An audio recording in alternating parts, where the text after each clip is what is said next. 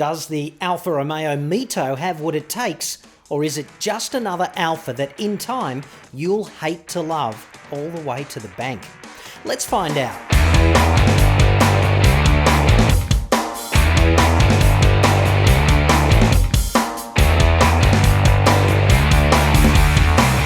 A great deal of slagging off centres around Alfa Romeo's elusive relationship with quality. You've heard all the jokes. Mate, why didn't you just cut out the middleman and buy a bucket of rust instead? That kind of thing. But let's be objective. It's not just Alfa Romeo in this particular picture. Toyota, the world's largest car maker, keeps issuing 7- and 8-figure recalls totalling dozens of millions of cars globally.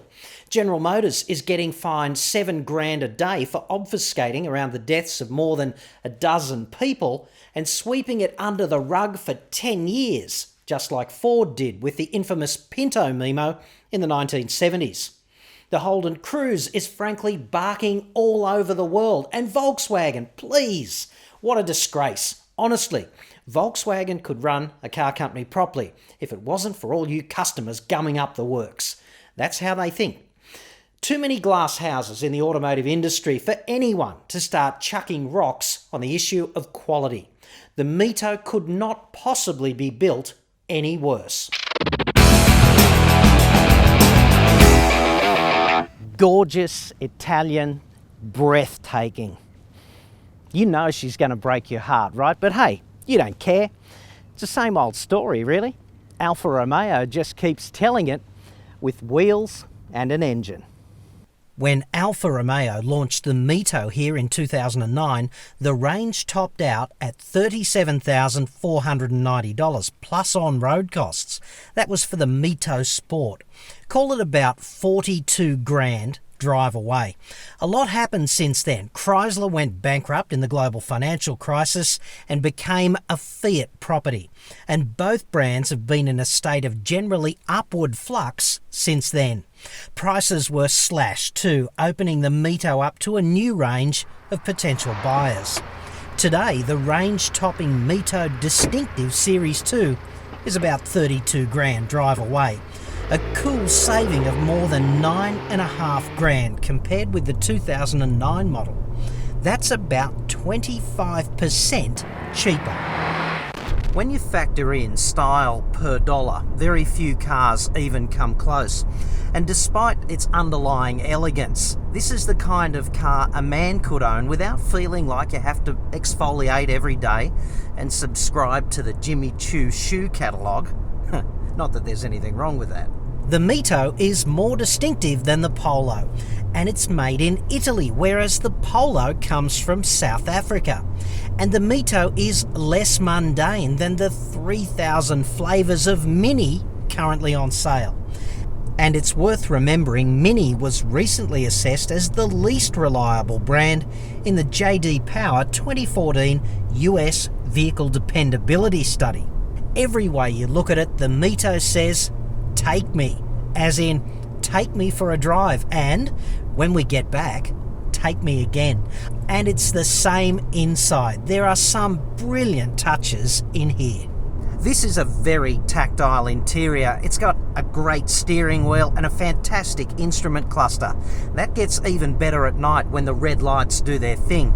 About the only thing I don't like is this infotainment display. It's a bit underdone, a little bit too Holden Barina for a car this beautiful. The Mito is a very safe car, 5 stars, and it's impressively equipped for the price. The turbo 1.4 engine is quite willing. There's just 99 kilowatts at 5,000 revs, and you think, what? But that's mitigated by big torque at low revs.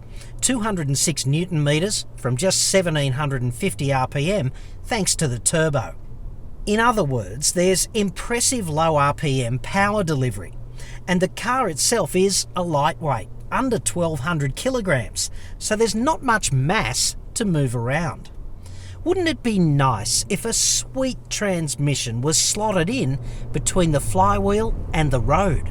Some transmissions have all kinds of clever logic and technology built into them. They have grade logic control, brilliant computers crunching an incredible number of ones and zeros to make the shifting experience just perfect. This is not one of these. This Alfa Romeo twin clutch transmission has CDL technology, CDL, cross-dressing logic built in. How else does it manage always to be dependably in exactly the wrong gear? Give me a standard automatic transmission any day, or just save money and tick the box for the 5-speed manual. To be fair, the cross-dressing transmission changes its spots, or at least its outfit, when you take it off the chain. Having fun between bends, throwing the Mito around, that transmission gets a significant IQ upgrade. It knows exactly what to do. So, for the 2% of driving that's actually engaging like that, great. The other 98% of the time in traffic around town, it's either bogging down or revving its tits off unnecessarily. The solution is simple. Save yourself $3,500 and buy the manual. Admittedly, it's only a 5-speed, but you won't find yourself in the transmission equivalent of a miniskirt when black tie would have been more appropriate. You'll pick up a manual Mito called the Mito Progression for just $28,000 drive away, and that's before you negotiate. The Mito is beautiful, just gorgeous, but the bigger question is, how will your relationship with it evolve? Will you learn to love, to hate it? Will you hate to love it? Or will you just love it and hate it in equal proportion? Because that's been the Alfa Romeo ownership experience up until now, hasn't it? I get the feeling they've lifted their game, but you know what? It's certainly gorgeous enough to break your heart. $28,000, that's a hell of a lot of style for the dough. You could go instead with a South African Volkswagen Polo. Maybe it's a notionally more conservative choice. If you always order 2 scoops of vanilla, the Polo's probably exactly right for you. The Mini? Yeah, definitely, but lousy on reliability. Independently assessed as such by JD Power, and everyone's got one, problematically. How about the base model Audi A1 as an alternative? Sure, but that's quite a lot to pay for a stripped out and rebodied Polo with essentially one less seat.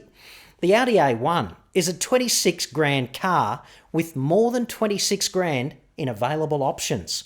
I mean, a centre armrest is $250 extra, and high gloss air vents are $410, because nothing says classy louder than glossy vents.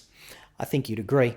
These are just some of the wacky optional extras you can buy with your Audi A1, if you're a moron. These cars, including the Mito, all come from left field. They strive to stand out quite successfully.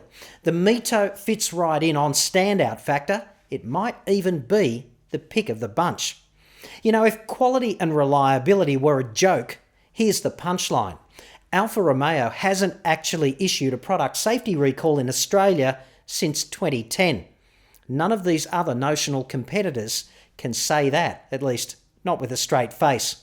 If you want any of these cars, or maybe something completely different at the lowest possible price, fill in my contact form. It's just over there on the right at autoexpert.com.au. I'm John Cadogan. Thanks for watching.